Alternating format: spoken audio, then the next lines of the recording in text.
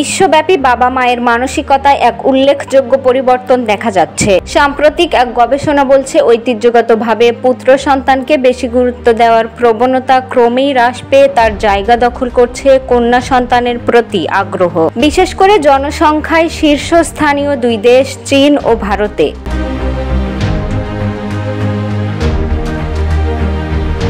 গবেষণা বলছে 2025 সালের মধ্যে বিশ্বে কন্যা ভ্রূণ গর্ভপাতের সংখ্যা কমে দাঁড়াবে মাত্র 1,07,000-এ, যেখানে 2000 সালে এই সংখ্যা ছিল 8,06,000। বিশেষজ্ঞদের মতে কন্যা সন্তানদের সাধারণত যত্নশীল পরিবারের সঙ্গে ঘনিষ্ঠ ও সহজে নিয়ন্ত্রণযোগ্য হিসেবে বিবেচনা করা হয়।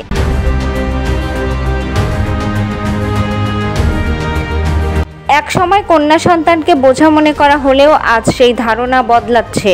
সমাজ, সংস্কৃতি ও অর্থনীতির বিবর্তনে মেয়ে শিশুর গুরুত্ব বাড়ছে প্রতিনিয়ত। বিভিন্ন গবেষণার ফলাফলগুলো বলছে, ভবিষ্যৎ গড়ার প্রতীক হিসেবে এখন কন্যা সন্তানই হয়ে উঠছে সবার প্রথম পছন্দ।